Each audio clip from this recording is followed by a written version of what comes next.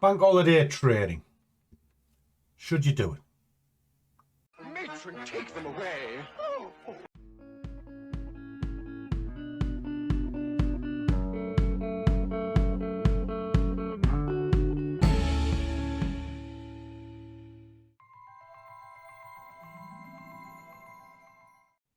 And a warm welcome to one and all. And today we're going to ask, should you trade a bank holiday?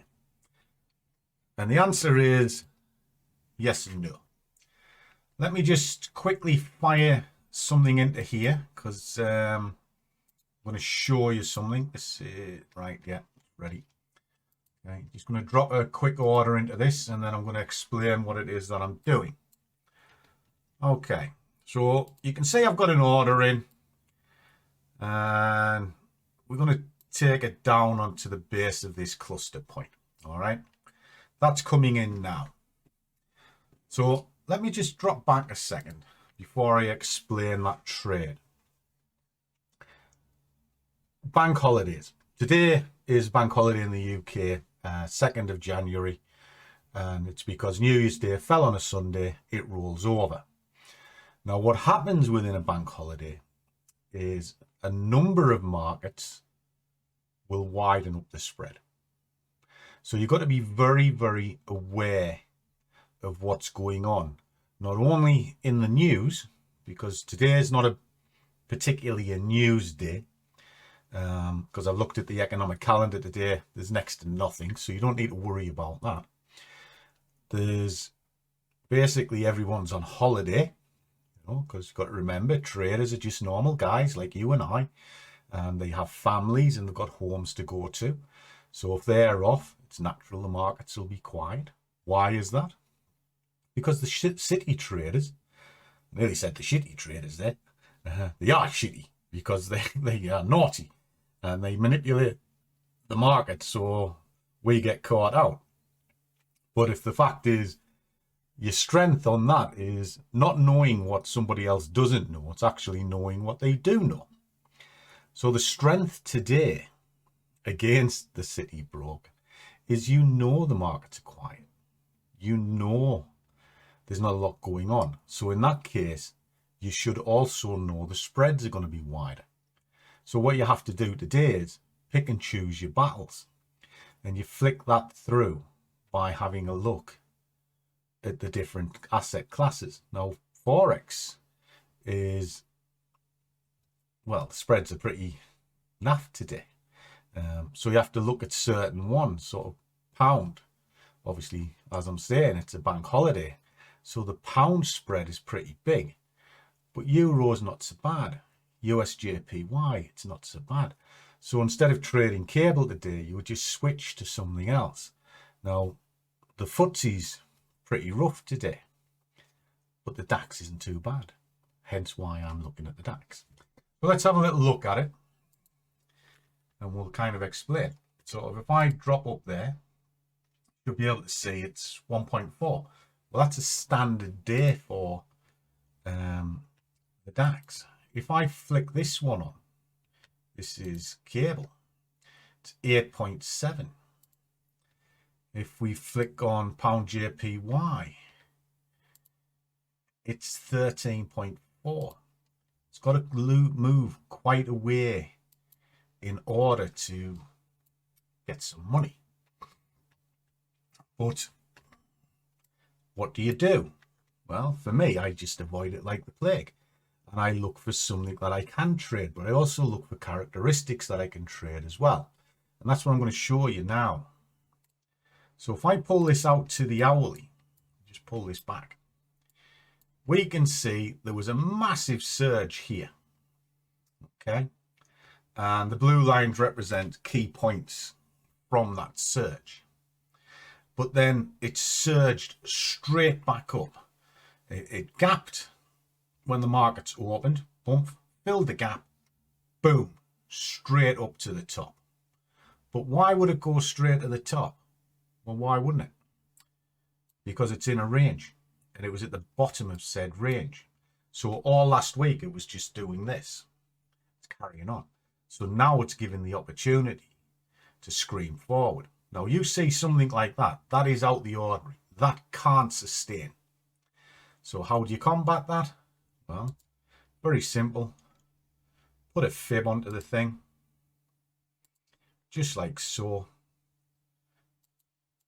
Gives you some good target points. I've set mine for here, which is between the 38 and the 50. Why? Well, because there's a stall there, there's a stall there. I want to be a little bit away from that. There is a stall point here that it's coming into, which is now. But we're just going to let it run down into it and see how it gets on. So there's the collapse coming in. Now there's also other things you can look for, because you'll often hear people refer to imbalance, fair value gap, power drive, all these sort of things. Now, I do use that sort of criteria. And when it was taught to me, it was taught as a power shift. Now, a power shift is a 3-candle situation where you have a candle here, got the middle one and the upper one, but the wick between the outer sides don't touch, because often you'll see a candle moves up, moves down, moves up, moves down. Okay, and it creates a little bit of a gap here. Let me just highlight that. Now, I don't mark these on my charts very often because, believe it or not, they're all right for a target point, but they're everywhere on the chart. They're all over the place. All right, and there's so many of them, they don't hold a great deal of water, you know. But what they do create is sort of order imbalance, as they call it here. And all that means is there was a hell of a lot of buyers there. Now, I did see something about this where it was saying there was more buyers than sellers. That's not strictly true, because trading and Forex, etc., certainly Forex, is what's called a zero sum. For every buyer, there has to be a seller, and every seller, there has to be a buyer. Zero sum. So all it means is the market was looking for buys at that point, and a lot of people jumped onto the value of them, of that. Off it goes. And then what happens is it exhausts the buying power, and then it'll naturally retrace on itself. And it has to retrace on itself, because you're going to have opposing opinions, and you're going to have profit taking, and that creates the drop back. Okay, so what you can do with that is you can look at it and think, well, that's an area of interest. You know, not necessarily a magnet point. Magnet point is a level. Your levels will always be magnet points, and they will create your trade idea, which is exactly what happened on this one, because my trade idea was the break of this black level here. I couldn't use the blue one because I had nowhere to go, so it had to be the black one. As soon as it broke through, I looked to put the order in, which happened to line up with a 23, cracks through the 23, and then I'll run it down. Well, I want to be in and around this area somewhere. There's my target. We're virtually at target now. Okay, but with an aim for it to get to here. But I'm conservative. I want to sort of give it a little bit of room to operate. All right, so that's the premise of this trade.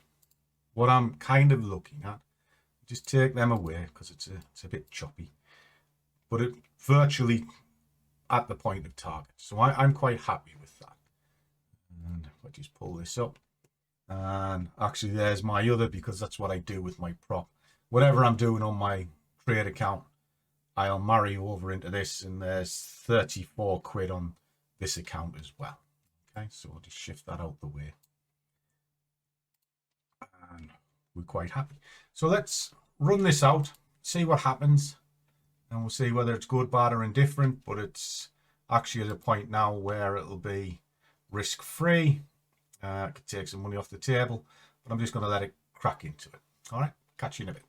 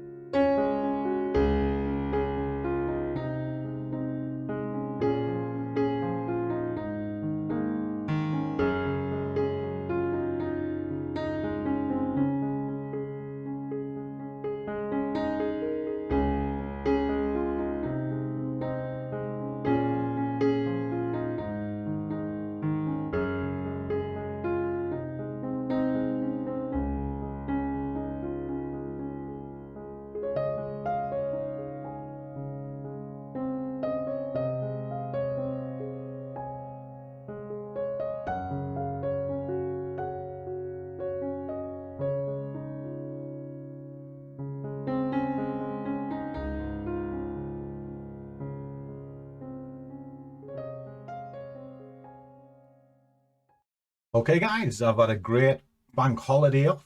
As I suspected, this trade was going to take hours to play out. So I've had a lovely Chinese meal, seen a film, spent time with Winky. It's been wonderful. And that's how your holidays should be. We've had a wonderful Christmas and New Year. My phone's just pinged. It's currently now 11:30 at night. And I'm just finishing for the day. It's been a long old day. I started around 6:30, 6:45 this morning. And I'm not here right the way through, but I am kind of keeping tabs all the way through. Just the nature of who I am, I suppose. Maybe do a little bit too much. But I do have the Discord guys to look after, and I do genuinely want them to go forward, which is why I spend as much time as I do for them. Because over the last year, I've got to know quite a few of them personally, with the scruffy meets, etc. I feel obliged to help. But anyway, how else has it gone? Well, like I say, my phone's pinged. There we go. That's the DAX. There's nothing left on it. It did get a bit scary earlier on when there was this push. It got virtually to the top of where I would have stopped this out.